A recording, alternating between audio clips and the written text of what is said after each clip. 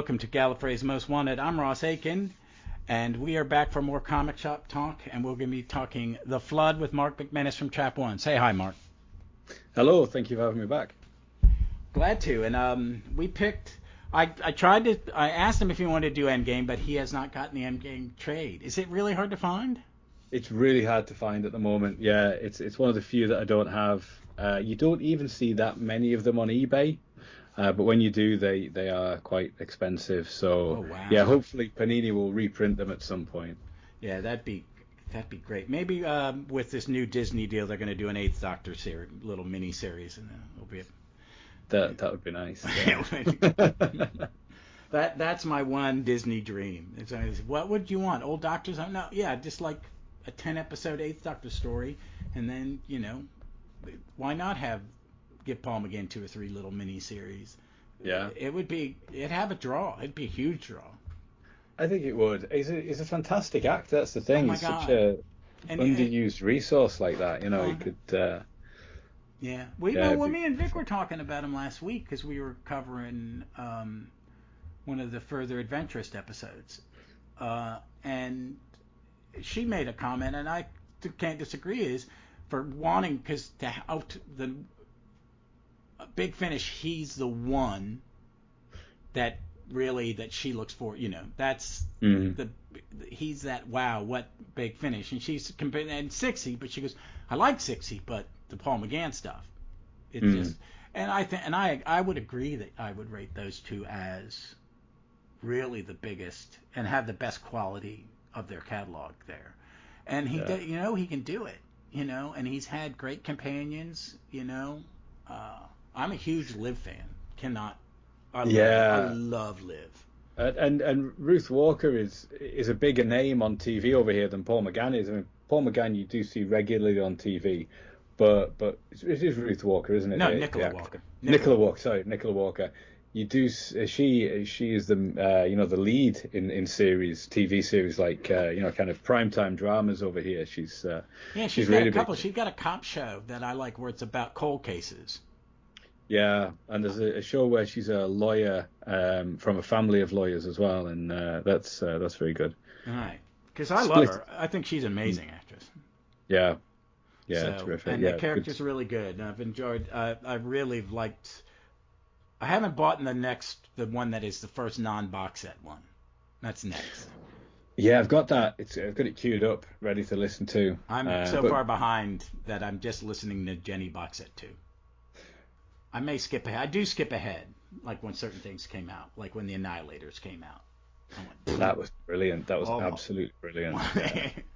You covered it on your show? Has anybody covered it on their show? I don't know. No, we didn't. No, but it's such a good story. Yeah, it is. I like the longer ones. It was definitely a love letter season 7. It was so good.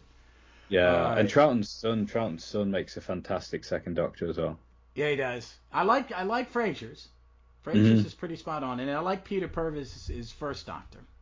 Mm-hmm. His is really good, but but there's so much good stuff coming out, so it's hard to keep up.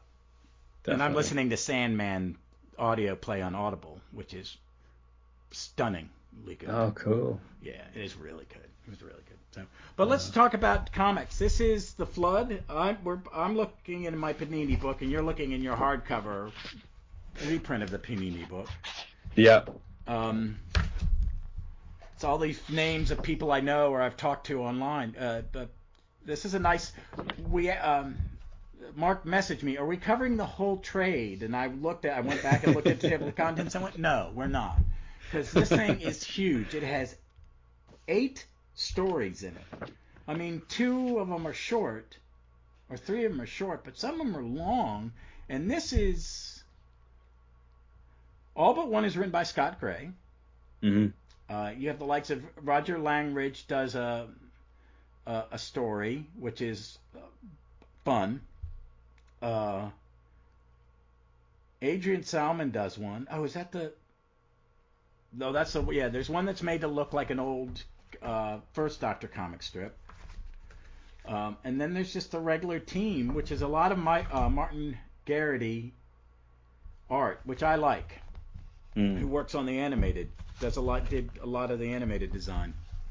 Yeah, it's so some really great names. Like, Scott Gray is fantastic, just an absolute genius, and has worked on the comic strip for years, and he really understands it. He really does. And this one was a prominent gush about certain things, about how this is structured so well. Mm-hmm. For an 8-part strip as well. Yeah, I forgot. I remember reading this as it was coming out, and it was one of the strips that I went to the strip first. Yeah. That's how good this one was. Some I do, some I don't, and I'm way behind. I just went through my Doctor Who magazines. I'm behind. I'm missing 2. That's how far behind. I didn't know I was missing them. So, but this story, and I love the 8th Doctor era in the comic, in the magazine. Yeah. I really do, and I think that a big chunk of that is to Scott writing a lot of it. I think is because they did a Western one that, as an American, I was like, wow, you really got that. And, that's in here too. And reoccurring characters like Destrii, I think that's how she pronounces it, has just come back, and Izzy has left. So he's been traveling by himself, and Destrii's a character they had met in a previous story, and now she becomes a companion. That's it. I think a bit villainous to begin with, but now, comes aboard as a companion. And in this story, she's sort of a lizard alien, isn't she? But in this story, she's like a fish person. Yeah, she's a fish person. A perception filter in this one, so that she looks human because they're on a temporary Earth. Yeah. Yeah, that's cool. I mean, you could get around it, but it's a really good one. Overall, I love this one, but I think it's so well structured. It would be. I could see this being like a Davies era script. Yeah. Does that make sense? It has a real Russell Davies. When was this originally published? Well, this is the last 8th Doctor strip, so I imagine it's 2005. No, it's not. It's Endgame, isn't it? Oh, I thought this was the final 8th Doctor story before. I don't have my notes up anymore. You may be right. Before the 9th Doctor takes over, so it's a sort of big epic send-off for this team. It's open-ended, isn't it? Yeah, there's some notes in the back of the book where they'd written alternative ending as well, where you see the regeneration from the 8th to the 9th Doctor, because they were liaising with Russell T Davies. And Davies said, well, we're not going to show the regeneration, so you can show it in the comic strip if you want, which I think is interesting. The parallels given what's going on now with the 14th Doctor, where the comic strip is getting the official sort of first adventure for the 14th Doctor immediately post regeneration in Power of the Doctor. So it shows the esteem that Russell T Davies holds the comic strip in, that he'd said, well, you can have the regeneration. Obviously, this is way before the War Doctor and Night of the Doctor sort of came into the mix under Stephen Moffat. But yeah, the offer had been there to do it, but then because they didn't, I think it was to do with Destrii that they didn't do that, so that Destrii was there at the end of this team's run, whereas if she'd witnessed the regeneration, then they also, the production team at Cardiff didn't want the comic strip adventures not to have Rose, because their point of view was, it's not the Doctor, it's the Doctor and Rose. That's what you're getting. Yeah, no, yeah. So, I get that. That's a good idea. Mm-hmm. And I forgot that. I just flipped back and saw a lovely pencils of Martin Geragthy doing the regen. It does some really good behind-the-scenes material in this book as well about the decisions behind that. Yeah, nice. I think they're thinner now, but they still have good. They're worth the money. Mm-hmm. You know what I mean?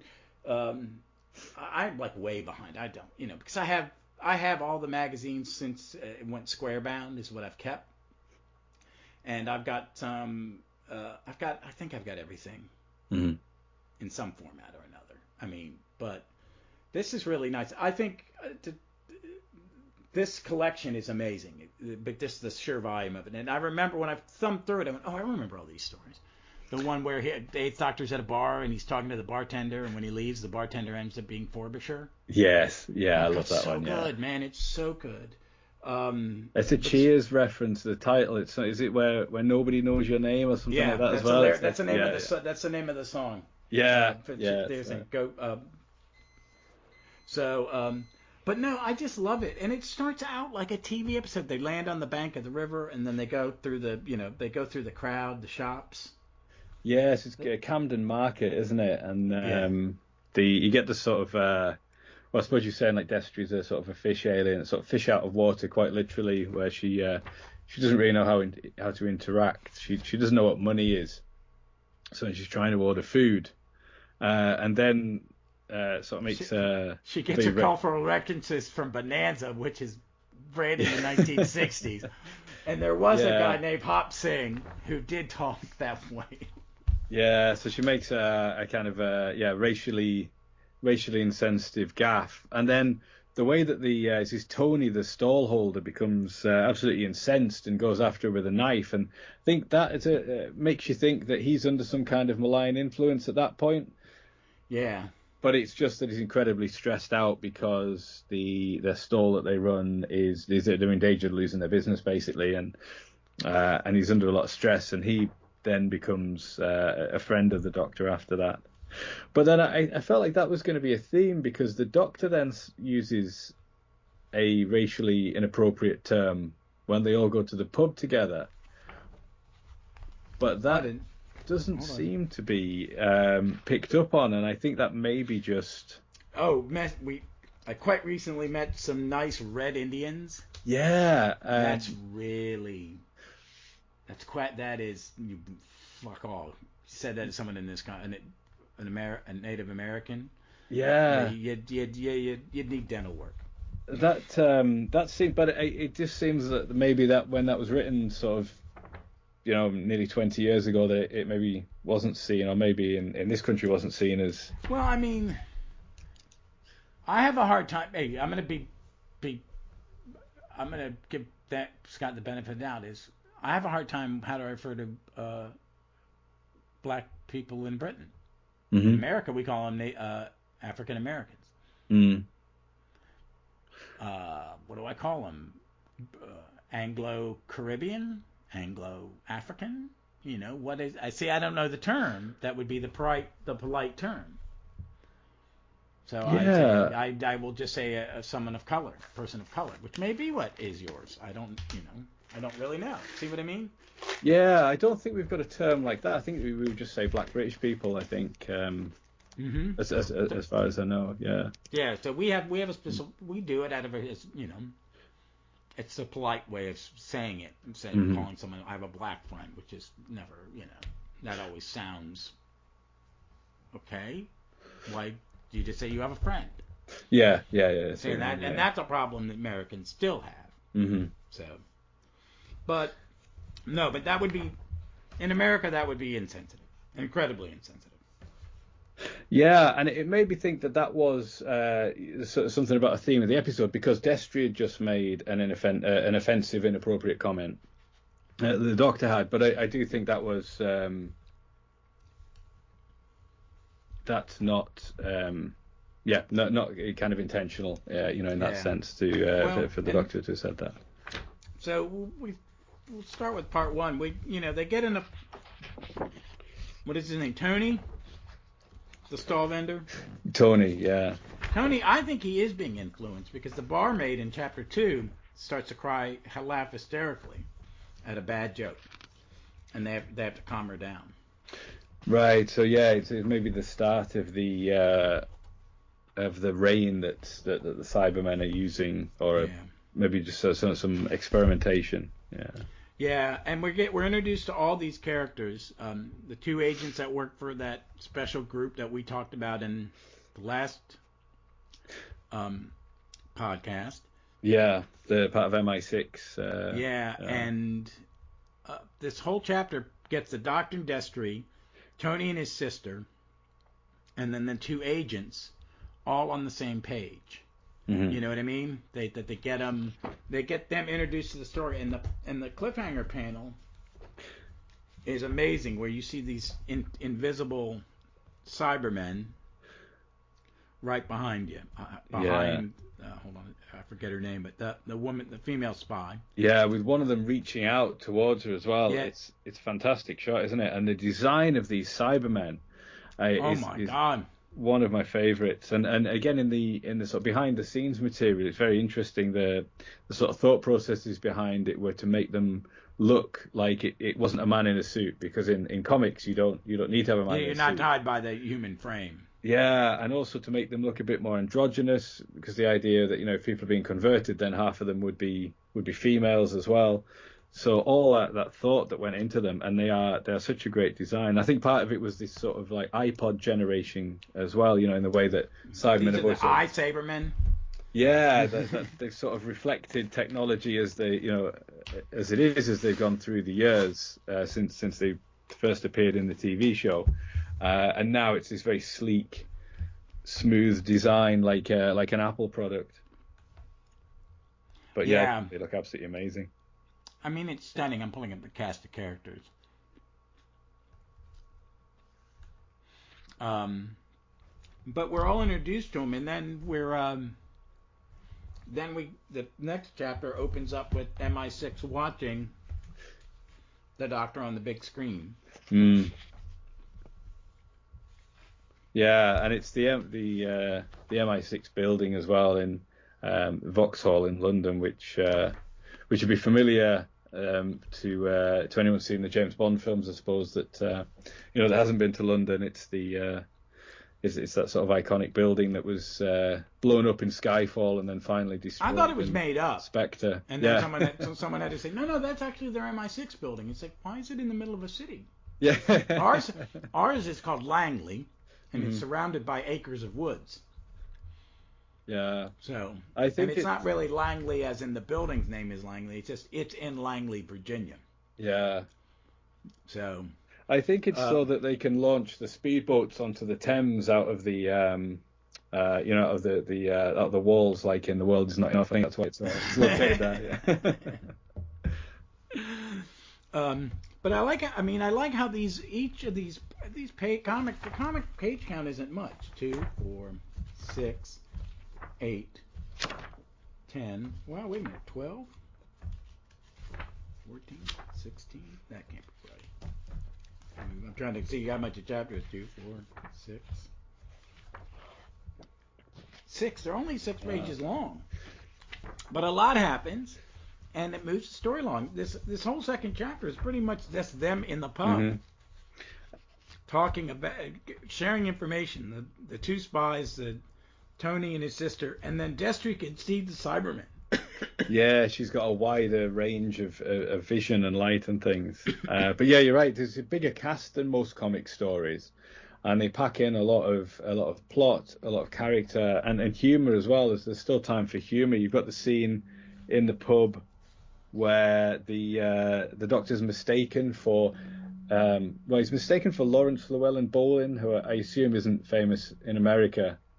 Yeah, I have no idea who that is. He's a sort of flamboyant fop that used to be on TV a lot, especially in the 1990s. He was on a lot of sort of home makeover shows, and he did look a bit like the Eighth Doctor. He had the hair like that, and he would dress in that sort of old-fashioned clothing, sort of. You'd see wear. I think I know who you're talking about. He'd wear a lot of velvet and cravats and things as well, like that. So it's it's quite understandable that somebody would mistake them.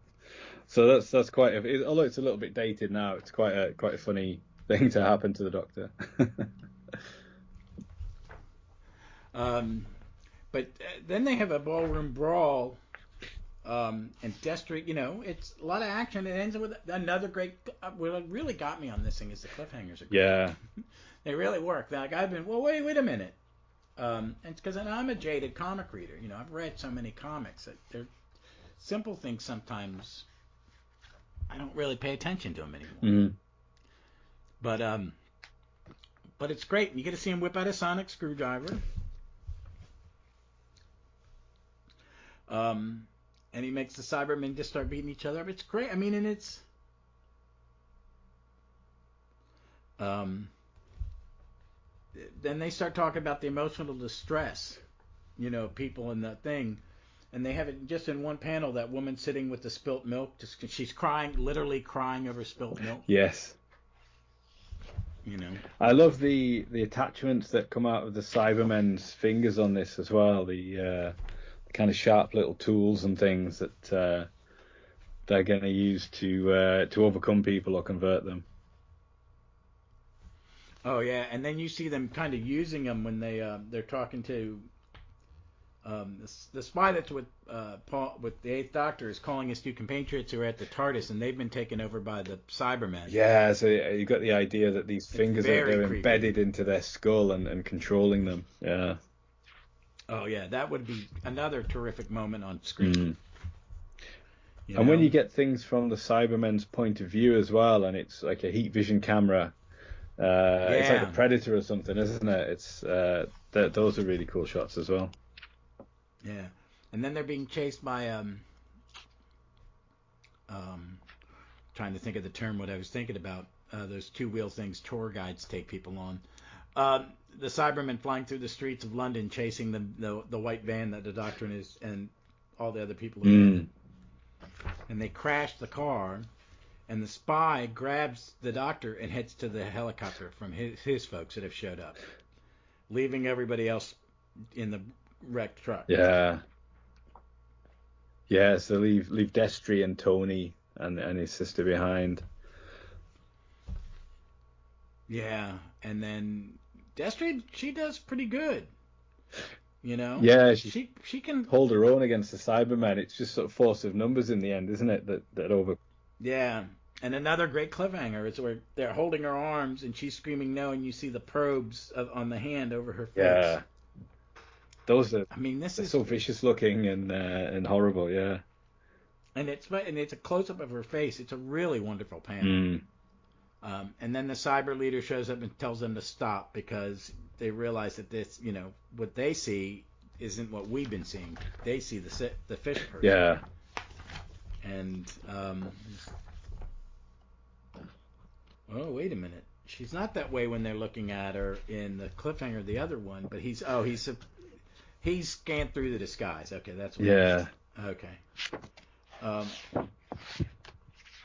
you find the Doctor's at MI6. And there's a character that's very much like Osgood here, isn't it? It almost feels like a prototype. She's got the long white coat that we see Osgood, and she is like a fan of the Doctor. She says, "This is a thrill. I've been reading your file for Yonks, Doctor. Ripping stuff. I've always wanted to ask, how did you rewire the Zygon's organic crystallographic projector so quickly?" So she's like Osgood in that she's a fan. She's read all his files. She's got bursting with questions for him. And it's one of a few things in this story that feels like it's either an influence on the modern series or just that that Scott Gray is he's kind of so good at these stories and the way that they're going to pan out that it's like parallel evolution with the way that Russell T Davies was thinking as well, because you've got later on in the story you've got the Doctor absorbing the time vortex, which is like the parting of the ways, and the rain that the Cybermen are using is a bit like dark water, isn't it? Although the rain itself in this story doesn't convert people, it amplifies their fears to the extent that they want to be cyber converted to be freed of their fears. Which that's what I thought was even better. That was such a cool concept. Yeah. Just break them instantaneously, so they beg. Yeah. And it's just so creepy. I love that. And you see they see them flying. They're coming toward them, and then they break into the building, and it's a massacre. Yeah. And then the cliffhanger for that one is this giant cyber castle, is what it looks like to me, floating in the sky. Yeah, above Big Ben's tower as well. So again, it's that sort of that idea as well that you get in the modern series a lot of using a lot of famous London landmarks for. And the news broadcasters yes. giving you the information. Yeah, that's the other thing. Yeah. So this would have been now as we're reading it, that's at part 5. this would be a great final story for any Doctor. Yeah. Because it, and then you see inside the building, or no, they're on the cyber ship or on the street, and Destrii sees her friends, Tony and his sister, and the two spies start their conversion process. Mm-hmm. Yeah. And Doctor and the lady, Emily, build a device that looks right out of the Third Doctor. It's a amplifier for the sonic screwdriver, isn't it? Because because previously he's been able to use it to disrupt their signals so they don't recognize each other.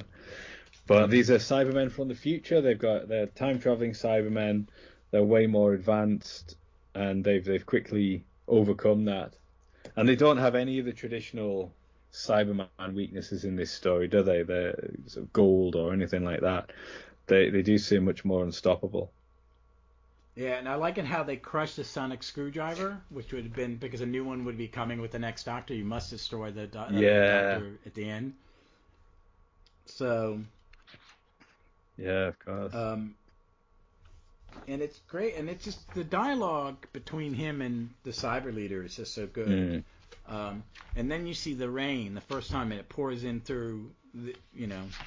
They're like in the courtyard of the building, and it's everybody just losing their minds. It's just not affecting Destrii or the Doctor. Mm-hmm. Even Woodrow, the sort of chief of this department of MI6, who has been in control the whole time. He's the same, isn't he? He sort of suddenly feels a lot of guilt and fear over all the bloodshed that he's caused.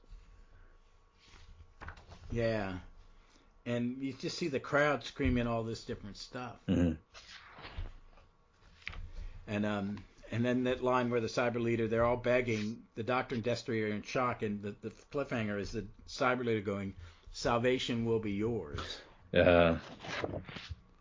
It's just so creepy. And then again, go into the next one where, again, I get this feeling of a TV script where it would start with outside the ship and then pan into the giant set piece. And it's a great design of the inside of the ship. Yeah.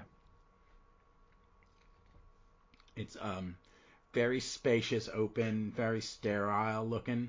Yeah, and it matches in keeping with the technology that the Cybermen how they look in this story, and how they're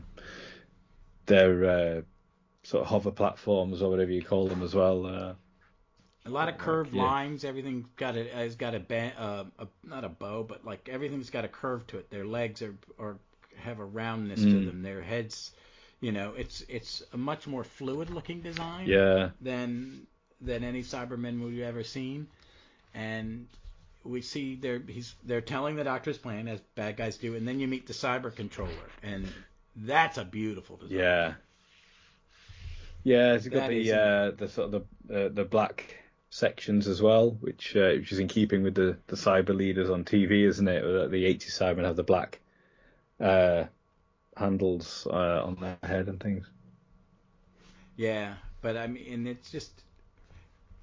I cannot get over how good this art is. And then they have these long conversations. I love it. I like a lot of American comics don't have conversations anymore. But there's all this. I mean, it's great dialogue.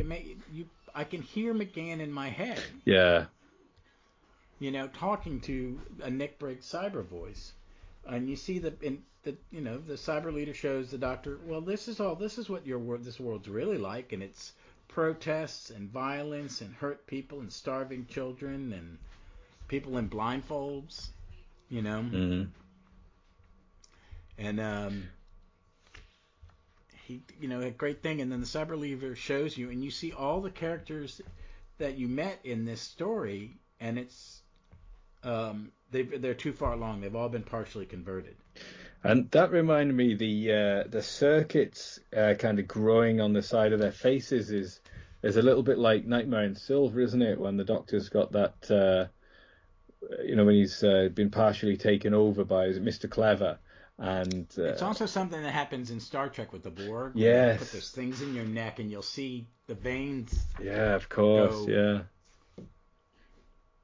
Yeah, it is. It's such a step, and then he has to explain to her where it's too late, and she's breaking, and he turns, and then it's just 1, 2, 3, 4, 5, 6 panels of the 6 people he's met. No words, and then he goes, "There is," and he starts to make a deal. He says, "You can kill me. I'll get a gift. His death." Yeah, and this is the idea. He'll let them kill him, so he'll regenerate, and they can study the regeneration and record it, and then learn from that technology how to regenerate other races so that they're compatible with cyber technology. Yeah, it's a cool idea. It is. It's a really one, and I could see this Doctor doing it. This would be a good one. Big Finish to adapt. Yeah, they did one box set of comic strip adaptations, didn't they? They did a couple of Fourth Doctor ones. I don't think they followed it up. They were okay. They did a couple novel adaptations too, which I thought were good. I like Cold Fusion a great deal. Yeah, Cold Fusion, Nightshade, Love and War. Yeah, I love those ones. Yeah, I love Nightshade. Yeah. I love Nightshade. This also has a big battle with the fighter jets getting destroyed over the machine. Yeah, it's quite Independence Day, isn't it? I suppose that would have been fairly recent at this time. I suppose the ships as well hovering above the cities was probably fresh in the mind from Independence Day about 94, was it? Something like that. So this would be something like that. It's a few years after that. No, it's about 10 years after that, isn't it? Actually. Yeah. I mean, I forget how some of those old big blockbusters, how old they are nowadays. Yeah. I like when they take the Doctor to their time engine or whatever it is. And it's like a little Eye of Harmony. Yeah, they've got part of the time vortex trapped. It's very the movie. It's very the movie. Yeah, and even when he's then sort of strung up with his arms out, is a bit like the TV movie as well, isn't it? Oh yeah. It starts that way and ends that way, and then Destrii finds some. I don't know what they're for, but she uses them like lightsabers. Yeah, I think they're sort of fuel rods or something, aren't they?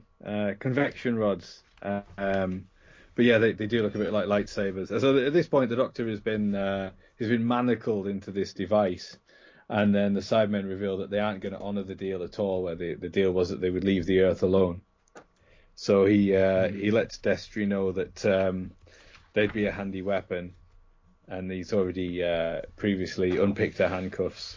So there's some great action scenes where she's wielding these 2 lightsabers and just smashing up loads of Cybermen.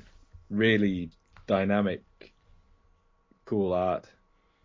Yeah, and then the Doctor he gets out. Does he get out? No. Yeah, he picks his own handcuffs then. He's got these sort of MI6 lock picks, doesn't he? That. Oh, okay. Yeah, I forgot he had that. And then the cyber controller beats the crap out of him and throws him into the time vortex, and that's the cliffhanger part 7. Yeah. And everything turns red. The rest of the first big chunk of chapter 8, the final chapter, is all done with this red. Everything is in the shading of the red of the time vortex, which I think is amazing. And then the Doctor coming up in it, like translucent. Yeah. And that gives this huge speech about, that he's not just a frail, deluded animal, but I'm also a Time Lord. My people were mapping the routes of eternity when your planet was a pile of cheap cosmic dust. We're the guardians of history, and you've just given me access to the source of our power. Bad move. Yeah, and it is a little bit like Parting of the Ways, isn't it? That when Rose absorbs that energy and she can just destroy the Daleks with a thought and bring Captain Jack back and all that type of stuff. Oh, so yeah, it's very much. It's interesting that probably Russell T Davies have probably already written that at the same time. So I mean, like the sort of parallel evolution idea that they both came up with that. And yeah, he just completely obliterates and melts the Cybermen at that point. Yeah, then and I love that he calls it. I'll give you a flood. Yeah. And then he does. What is it? He gets rid of the clouds, and everybody's so fun. And you see Maxwell Edison. Yeah. the spy guy, Carter, and you say Grace. Yeah, I think, and Izzy, I think it's supposed to be Izzy on the middle panel. Oh, it is Izzy. Yeah, it's because she's been writing Okay. these journal entries, so the sort of the handwriting on the writing on the panels. Oh, that's right. I think is her. So yeah, this is sort of like an end of an era thing, isn't it? Where the previous companions are revisited, which is very modern series Doctor Who as well. So like you say, Maxwell Edison, yeah, the spy who they were talking to earlier, and then yeah, I think that's Grace in the last. Because Grace appeared in an arc in the comic strip. I think it'd probably be an Endgame. See, that's the one I don't have. I would have read it when the comics came out, but that was in the 90s, and I've never. Yeah, she had. I think it's an MI6 story too. Right. I think it's where you meet Woodrow. And so did they have the rights? Because I know Big Finish. They got the rights for that. Right, because no Big Finish never they had the rights to have they?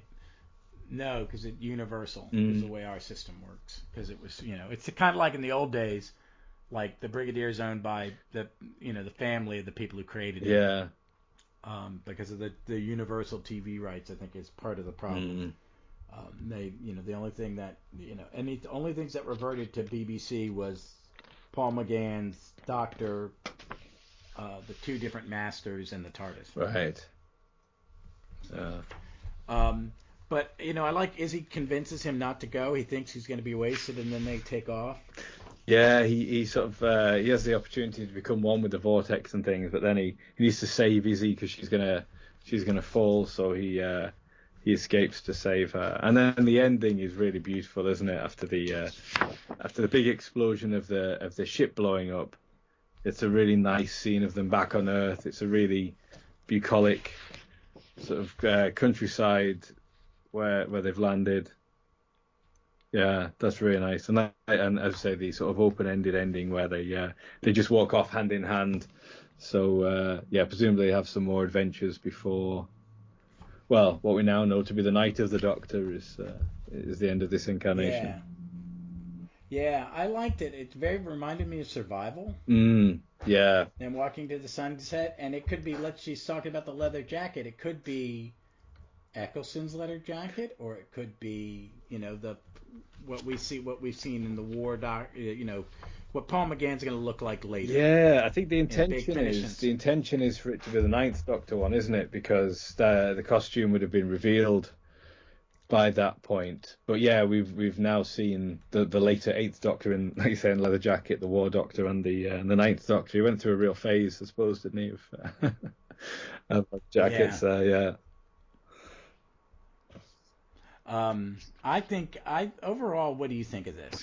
I think it's brilliant. I think, it's a lot of it came back to me when I read it. 'Cause it's been a while since I have read it, but there was a lot of stuff that I probably hadn't read since I've seen the stories that it's similar to. You know what I mean? Like the Dark Water and that type of thing. I probably haven't read it since that came out, so that was interesting to revisit.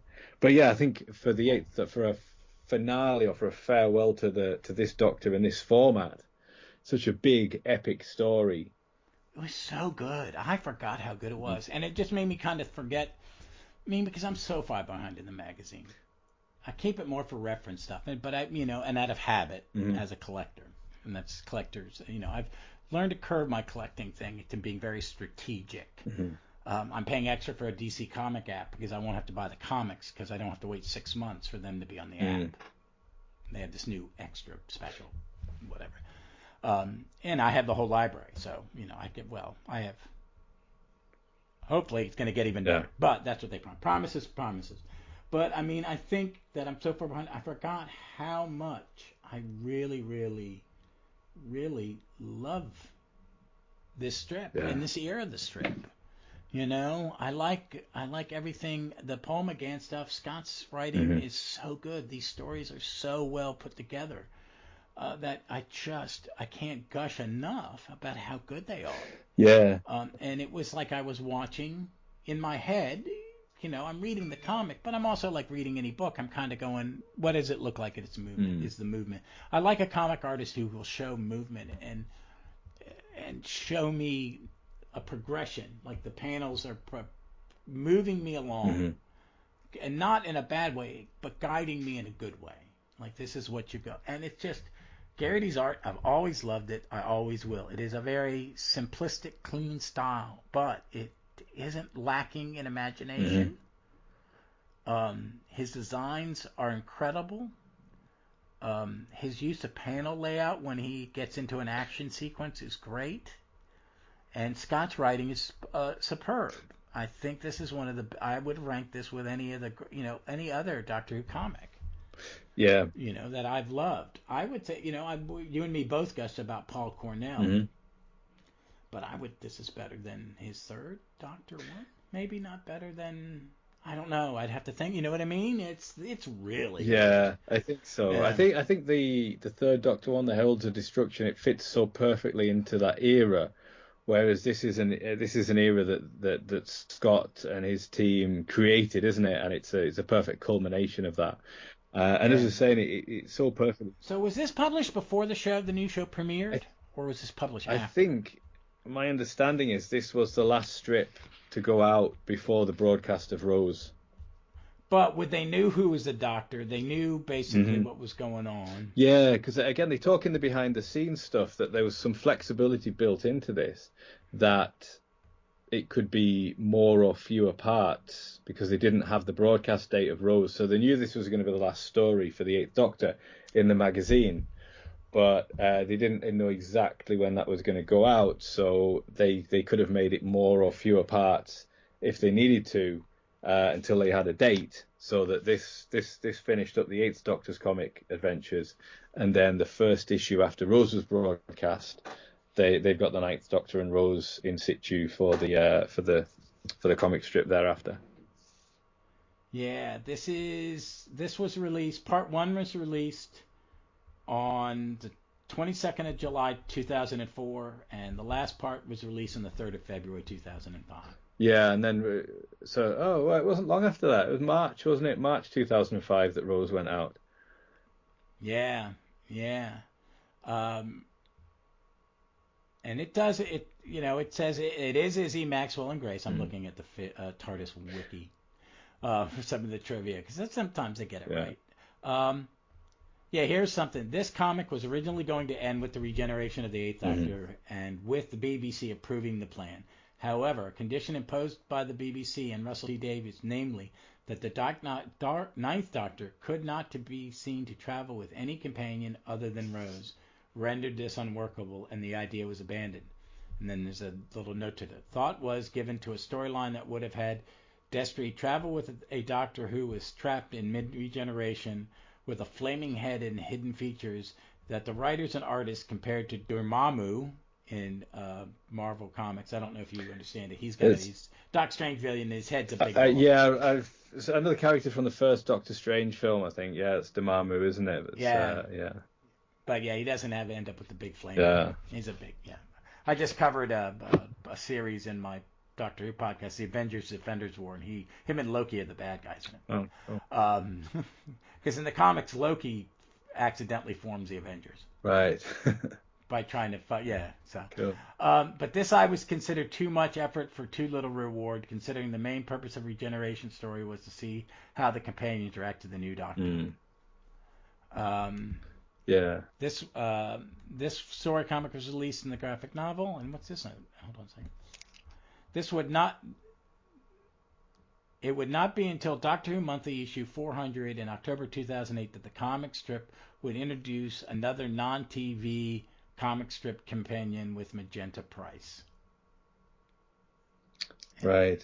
She in which I'm trying to remember Magenta. I know it. 10th Doctor, wasn't it? Oh, she's the green alien, and she travels with the 10th Doctor. I remember her. So that would have been when the specials were on. Was that? Yeah, Ben. He didn't have a traveling companion. Yeah, because he didn't have specials. There was no companion, was there? So.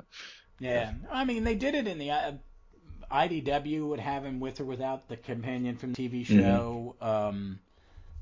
Titan. Yeah, he's got his own companions. Titan, and they all have different companions.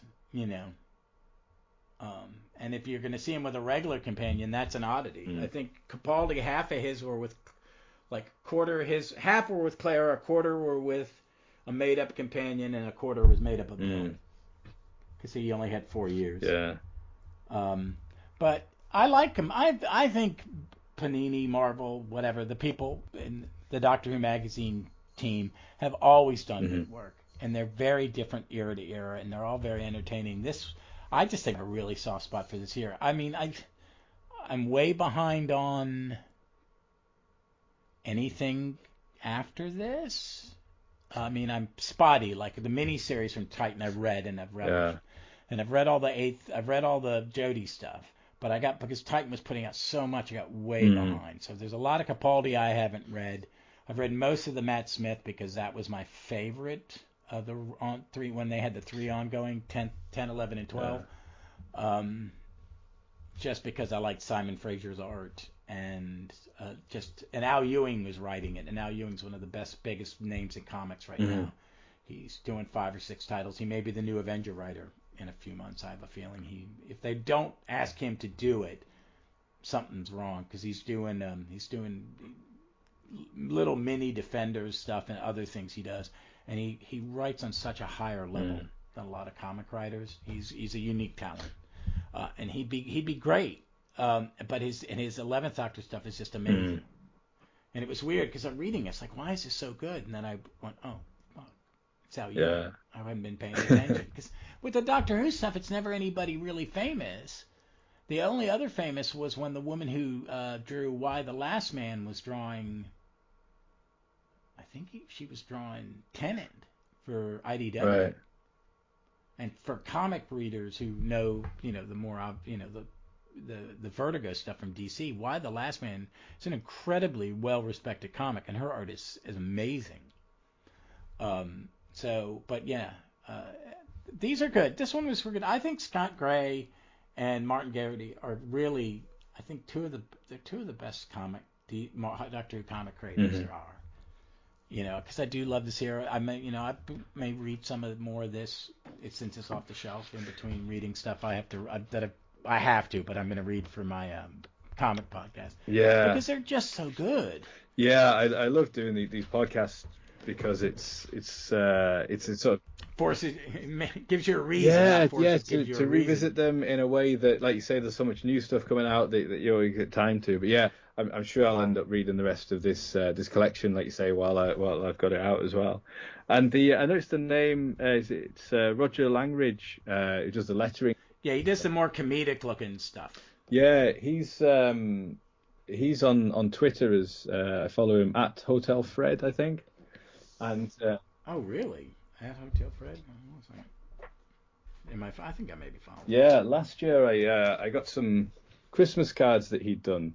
Oh my God, he's so good. And that's as someone who's read a lot of comics, he is. Whew. Yeah, so these Christmas cards are really cool. It's the 4th Doctor with K9, and they're he's wearing a Christmas pudding on his head, and sort of. What's his handle on Twitter? At what? Hotel Fred, I think. Oh no, I'm following him because No, I'm not. Oop. There he is. All right, cool. Hold on. Yeah, but I think these are. Cool. That's such a good man. He's so good at it. I love it because he does those one and done filler issues, and they're just. I'm just so happy, and he's a letterer. Yeah. He's doing all the hand lettering, and it's just. He must have had a cramp with this. Yeah, one. Yeah. It's just insane. It's just absolute stunning stuff. Yeah, it's definitely well worth it. Anybody who hasn't read this story, checking it out. It's a great collection as well, and I think it's one of the collections that is readily available still. I think it's only Endgame that's sort of out of print that you can't buy directly from Panini. But you'd be able to pick up on eBay or anything. I'd say this hardback one is from the ones that came out when the Complete History started. And I picked that up on eBay fairly cheap as well. So it's a sort of well, that's cool. yeah. I mean, I thought about going back if I ever get, a little extra, and I've looked, and some of them are expensive. I need the 6. I need most of the 6 and most of the 7, and then I need and I need a lot. I mean, I've only gotten certain ones. Just of the modern stuff, because I've got the issues, and it's a way of it's just a way of saving money in a way. But I will read. I mean, I'll read. I'll read. I need to catch up on the magazines to read. Yeah. Because I think what it is, part of it is, I mean, I do pull the trades off the shelf and read sections of them from time to time more than I do anything else really. Yeah, they do make a nice collection as well. And obviously you haven't got to it yet, but the 14th Doctor strip, the first part of that starts in the current magazine, the one that came out on Thursday, and that's I'm 3 very behind. exciting as well. 2 behind, yeah. Yeah, I'll get that late. We get that late over here, about a month. It takes about 8 weeks. Yeah, so I obviously don't give any spoilers, but it picks up immediately after the end of the Power of the Doctor, so it's very, very cool. I'm excited for that. So, hey, Mark, let us say our goodbyes, and what are you and your team at Trap One doing? Anything special coming up? Well, yeah, we've got a couple of books coming that are out that we're going to be looking at soon. So we've got the target novelization of The Fires of Pompeii and the short story collection called Origin Stories, which is a series of stories about the companions when they were younger. What's exciting about that is Sophie Aldred's written one for Ace, and Katie Manning has written one for Joe Grant as well. So we'll be looking at that in the next couple of weeks. Awesome. Well, folks, as you know, this one will be coming out in a few months after we record it. I still got one more I have not at this point posted Comic Shop 8, and I found it now. I found my copy, my side of the conversation. I had saved it properly, just in the wrong file. And I'll be putting that out. But we've got other stuff coming up. You'll have heard me and Vic talk about the first 8th Doctor box set, and then we're going to go on to our next Tennant story, which I forget what it is. And we'll be almost done. We'll get through Capaldi, and the next time through, we'll start back up and we'll look at Jodie, Jodie's first episode with New Eyes, almost 6 years after it had premiered. So, kind of looking at reevaluating that. Cool. And trying to get some other special stuff lined up for Christmas time and stuff like that. So, but until then, folks, be safe, be kind to everybody, and we look forward to seeing you somewhere in time or space.